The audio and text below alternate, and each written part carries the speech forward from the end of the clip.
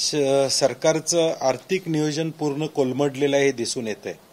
कारण की ज्यावेळी एखादं संकट येतं त्यावेळी आपत्तीसाठी निधी देण्याची ताकद सरकारची असली पाहिजे। दुर्दैवानं आता महाराष्ट्र सरकारची परिस्थिती तशी राहिलेली नाही। कारण की आता जो शेतकरी आधीच अडचणीत आहे, पुरामुळे असेल, अतिवृष्टीमुळे असेल किंवा एकूण शेतीचा खर्च परवडत नाही, अशा परिस्थितीत असताना पुन्हा त्याच्याच खिशात हात घालून पैसे काढण्याचा हा प्रकार मला वाटते सरकारचा दिवाळीखोरीकडे गेलेल्याचा हा संकेत आहे। आमची सरकारला विनंती आहे, 86,000 कोटीचा शक्तीपीठ करण्यापेक्षा ते पैसे इकडं अतिवृष्टीतनं या संकटात सापडलेल्या शेतकऱ्यांना वळवा। SRAचे 10-10, 20-20, 50-50 प्रोजेक्ट मुंबईमध्ये एकाच व्यक्तीला दिले जात आहेत।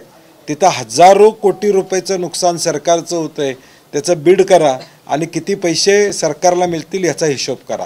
म्हणजे आज प्रायोरिटी ही सरकारची शेतकरी किंवा या राज्यातली जनता नाही आहे, प्रायोरिटी ही बिल्डर लोक आहेत, हे या मुंबईतल्या प्रकारानं दिसून येतं। आणि म्हणून मला वाटते की उद्या आंबा उत्पादकाकडून 10 रुपये घ्या, सोयाबीन उत्पादकाकडून 5 रुपये घ्या किंवा काजू उत्पादकाकडून थोडे पैसे या ठिकाणी घ्या।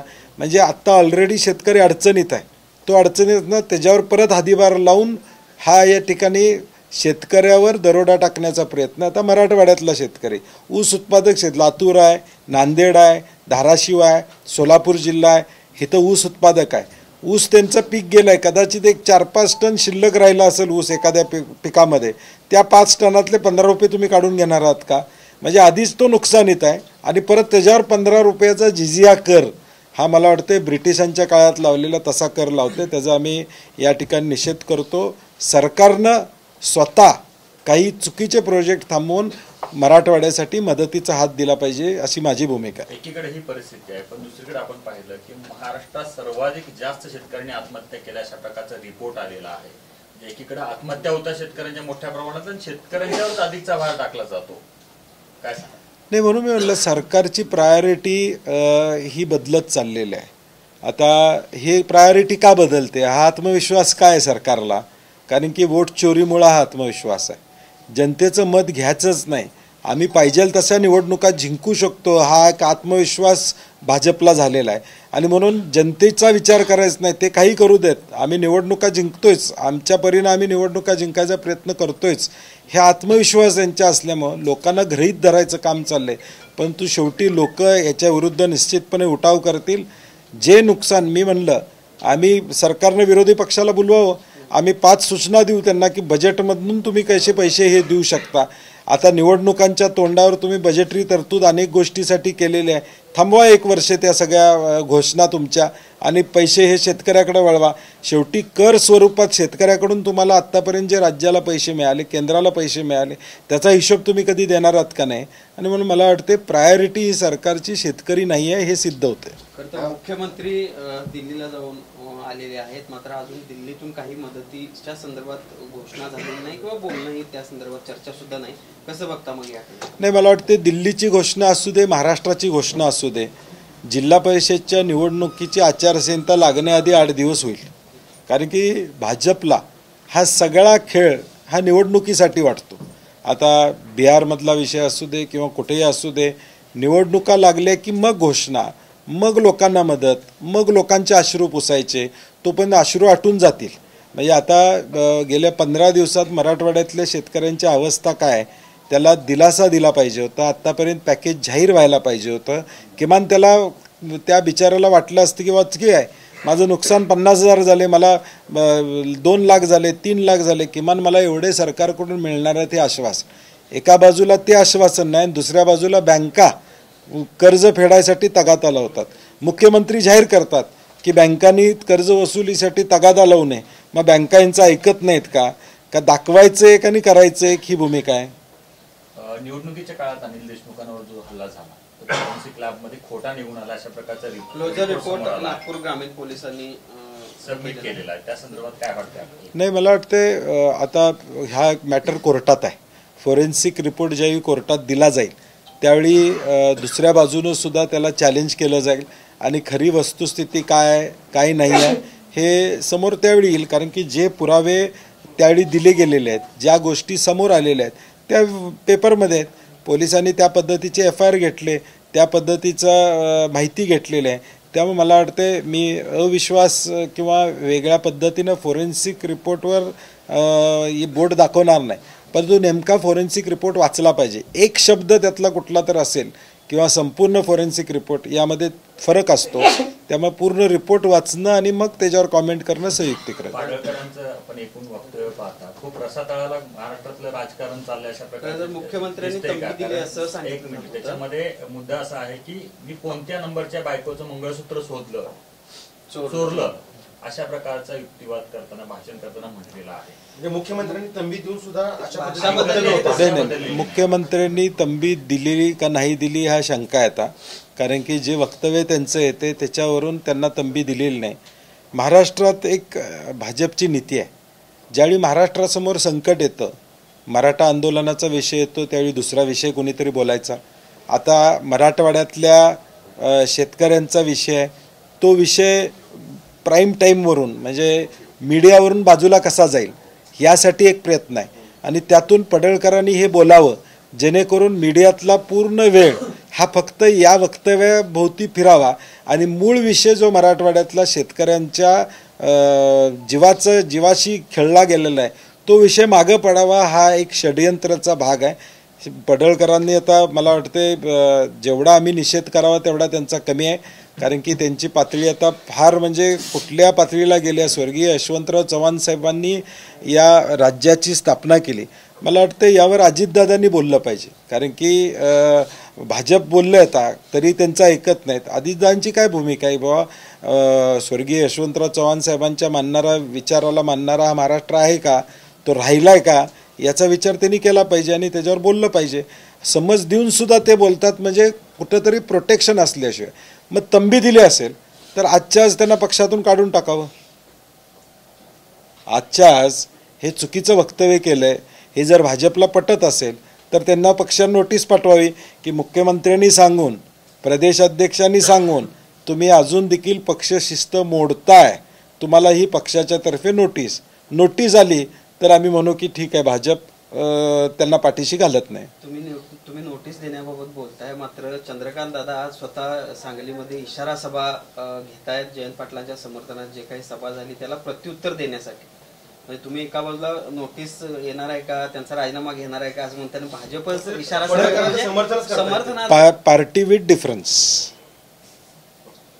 तर मोठी जबाबदारी एक मिळालेली आहे नागपूर पदवीधर मतदारसंघाची. पक्षांतर्गत आम्ही प्रत्येकजण जबाबदारी घेत असतो आणि त्यामुळे समन्वय ठेवणं वगैरे या जबाबदाऱ्या एकमेकाबरोबर असतातच. काल एक दुर्घटना घडलेली कोल्हापूरमध्ये, फायर स्टेशनचा स्लॅब टाकत असताना स्लॅब कोसळला, 4 मजूर त्याच्याखाली सापडले, एखाद्याचा मृत्यू झाला. मुद्दा असा आहे की तो दर्जा आहे, त्या दर्जाबद्दल प्रश्नचिन्ह उपस्थित केलं जाते. कोल्हापूर महानगरपालिका प्रशासन या सगळे दर्जा बघत नाही, कारण 100 कोटीच्या रस्त्याचं पण ते सुरू आहे. ह्या ऑक्टोबरला 5 वर्ष पूर्ण होतील महापालिकेवर प्रशासक आहे, एकही नगरसेवक त्यामध्ये नाही आहे. प्रशासकांचा कारभार त्या ठिकाणी चालू आहे. मला वाटते जे प्रशासक आत्ता आहेत त्यांनी थोडं बाहेर पडावं. जे टेंडर देत आहेत दबावाखाली टेंडर तुम्ही दिलं का, प्रशासकांनी चौकशी त्या ठिकाणी केली पाहिजे. प्रभाग रचना कशा महापालिकेला झालेल्या आहेत ते आम्ही बघितलेलं आहे, किती दबाव होता आणि दबावातनं झालेले आहेत. आता IAS अधिकारीसुद्धा दबाव शासनाचा घ्यायला लागलेत, ते वाईट आहे. आणि म्हणून हे टेंडर देताना किती बिलोनं गेलं, किती क्वालिटीचं होतं याची चौकशी करणार का, या टेंडरसाठी कुणाचे फोन आले होते, सिटी इंजिनियरना कुणाचे फोन आले होते का, ह्याच माणसाला मिळावं म्हणून सांगण्यात आलं होतं का, आणि मग क्वालिटीची जबाबदारी कुणावर.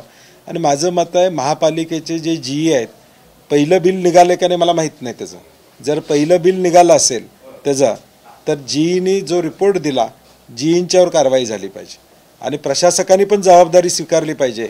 प्रशासकांची शेवटी चेक काढताना प्रशासकांची सही असती, ज्यावेळी टेंडर मंजूर होतं त्यावेळी प्रशासकांची सही असती. त्यांनी हात बाजूला सारून चालणार नाही की खालच्या GEला बळी देऊन किंवा बळी देऊन. शेवटी महापालिकेत प्रशासक तुम्ही आहात, तुम्ही काय केलं यामध्ये, हाही प्रश्न महत्त्वाचा आहे. आणि म्हणून याची चौकशी करून फक्त बारका कोणतरी बळीचा बकरा करू नये. जे कोणी टेंडर घेतले, जे कोणी दबाव टाकला त्याची सगळी माहिती घ्यावी. साहेब, या संदर्भात ठेकेदारावर तर गुन्हा दाखल झाला आहे, मात्र ज्यावेळेस चौकशी समितीचा अहवाल पुढे येतो अंतर्गत त्यावेळेस मात्र अधिकाऱ्यांना क्लीन चिट दिली जाते आणि कोणाला तरी तुम्ही म्हणाल बळीचा बकरा केला जातो. कारण बावड्याच्या त्या ड्रेनेज प्रकरणात पण असंच झालं होतं. आता देखील असं झालं. केशवरावच्या प्रकरणात अजून गुन्हा देखील दाखल झाला नाही झाला. म्हणजे केशवरावच्या प्रकरणात मी मुद्दाम व्हिजिटला गेलो नाही की जे ड्रॉइंग होतं त्यामध्ये चूक झाली, कमी झालं, अशा चर्चा आम्ही वर्तमानपत्रात. चांगलं काम होतंय. आम्ही त्या ठिकाणी विरोधी पक्षाचे आहोत. आम्ही तिथे गेलो, मुद्दा मांडला तर हे चांगल्या कामामध्ये थोडं हे करतात असं म्हटलं जातं, म्हणून आम्ही थोडं तिकडं आम्ही कानाडोळा केला. परंतु छत्रपती शाहू महाराज जाऊन सुद्धा त्यांनासुद्धा फसवण्यात आलं. म्हणजे प्रशासक म्हणून तुम्ही काय जबाबदारी त्या ठिकाणी घेता? प्रशासकांचीही मूळ जबाबदारी आहे की बाबा या सगळ्या गोष्टीचं व्यवस्थित करणं, कारण की 5 वर्षे तिथं सत्ता नाही आहे आणि त्यामुळे प्रशासकांनी यामध्ये क्लीन चिट देण्यापेक्षा योग्य ती कारवाई करावी अशी आमची अपेक्षा आहे. आता कोल्हापूरकरांची अशी एक धारणा झालेली आहे की ज्या प्रशासक आहेत, जे पालिकेचे अधिकारी आहेत, ते कोल्हापुरातील नेत्यांचं ऐकत नाहीयेत. नाही ऐकत मनमानी कारभार चालू आहे. नेत्यांचं त्यांच्यावरती काय दबाव आहे? शहराच्या आमदारांनीच म्हटलं की आमचं ऐकत नाही, आता आम्ही हक्कभंग आणतो. लोकप्रतिनिधी त्यांचं दुसरं काहीतरी ऐकलं नसेल त्यांनी, म्हणून ते म्हणले असते. फुलेवाडीतली जी घटना कारण की 100 कोटीचे रस्ते आणि त्याची वातात, मग घ्या, करा कारवाई. माझी सरकारमधल्या सत्ताधारी दोन्ही आमदारांना माझं सांगणं आहे, करा कारवाई, करा टेस्ट, COPला द्या गव्हर्नमेंट इंजिनिअरिंग कॉलेजला या 100 कोटीच्या कामाची तपासणी, 15 दिवसात अहवाल मागवा आणि 100 कोटीचे रस्ते कुठं गेले याची चौकशी करावी. नुसतं बोलण्यानं हक्कभंग देतो वगैरे असं म्हणण्याला काही अर्थ नाही. कदाचित 1-2 कामं त्यांची राहिली असतील म्हणून त्यांनी केलं असेल. तंबी होती फक्त. नाही मग काय, हक्कभंग आणावा, पाठवून द्यावा. आता लगेच हक्कभंग कधी पाठवतोय? तो अधिवेशन लेट आहे. आता त्यांनी तयार करून हक्कभंग सबमिट करावा विधानसभेमध्ये.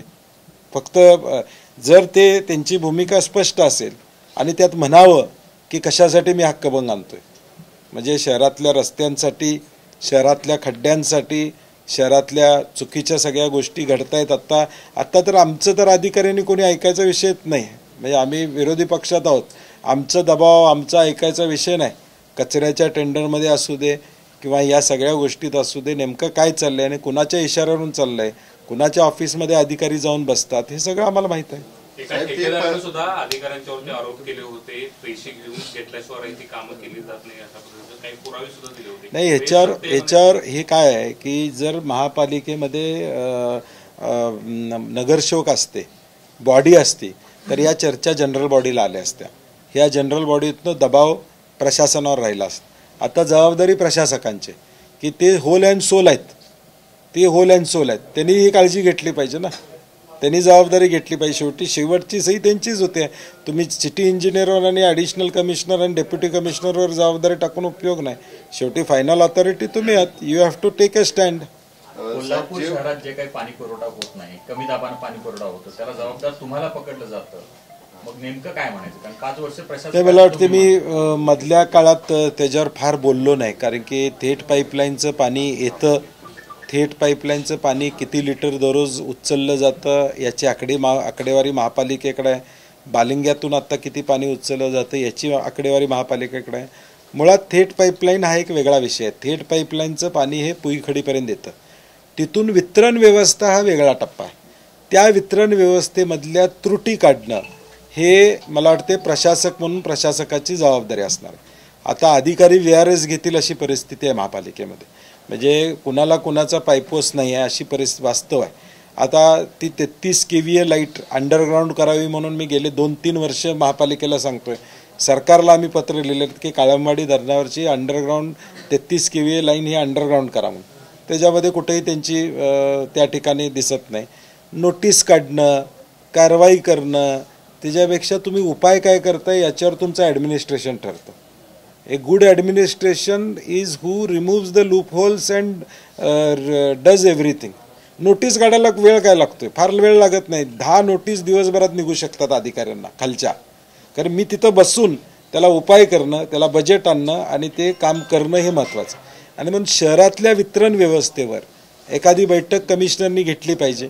11 पाण्याच्या टाक्या ज्या पूर्वी काळात मंजूर झाल्या होत्या त्या पूर्णत्वाला आल्या का? आता खाडे नावाचे कॉन्ट्रॅक्टर आहेत, ते 11 खाडे. कोण खाडे?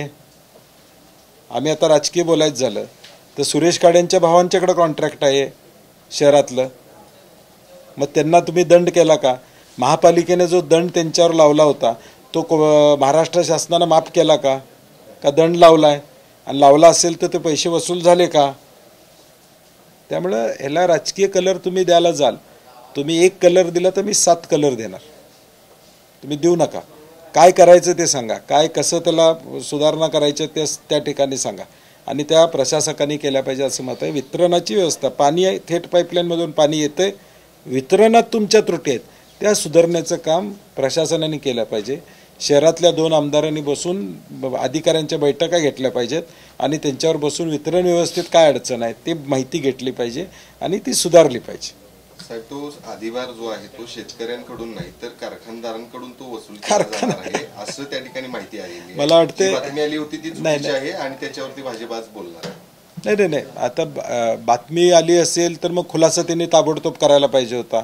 बातमी जी आली त्याच्यावर तुम्ही आमची प्रतिक्रिया घेता, आम्ही त्याच्यावर प्रतिक्रिया देणार. मग अधिकृत ज्यावेळी ते बोलतील की असं नाही आहे तसं आहे, मग U-टर्न असेल कदाचित. जर कारखानदारांनी या ठिकाणी मागणी केली कारखानदारांकडून तर कारखानदारांची भूमिका काय असणार आहे? तुमचा देखील कारखाना आहे. नाही, मला हे कळत नाही की सरकार हा वेगळ्या बाजूला विषय काय घेऊन चाललाय. तुमची आर्थिक मदत संपलेली आहे असं तुम्ही सांगा आणि त्याच्यापेक्षा पुढे जाऊन माझी सरकारला विनंती आहे, या राज्यातल्या 12 कोटी जनतेनं 10,000 रुपये द्यावेत असं काढा. आणि आम्ही दिवाळखोरीत आहोत, आम्ही सरकार म्हणून मदत करू शकत नाही, संकट काळामध्ये आम्ही हात वर केलेले आहेत असं जाहीर करून टाका, एकदा जाहीर करून टाका. आता मराठवाड्यामध्ये मदत चाललेली आहे, आता कोल्हापुरातल्या सामान्य लोकांनी दिलं नाही मदत, तसे प्रत्येक जिल्ह्यातनं मदत करायला लागलेतच आहेत. तर एकदा सरकारनं जाहीर करावं, आमचं दायित्व नाही आहे या शेतकऱ्यांच्या प्रती, आम्ही हात वर करतो, आमच्याकडे पैसे नाही आहेत. मग महाराष्ट्रातली जनता पैसे गोळा करून मराठवाड्याला देईल.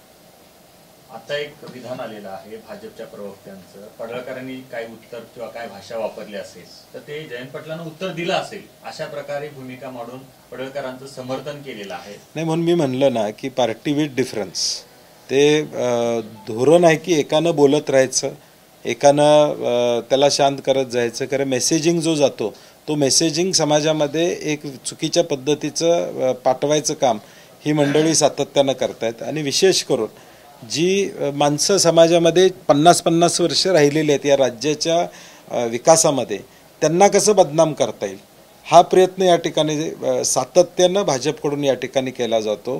किंबहुना त्यांच्या सरकारमधल्या लोकांच्या बद्दल देखील केला जातो. हे आता सरकारमधल्या लोकांना, त्यांच्या दोन्ही पक्षाच्या लोकांनाही लक्षात येते.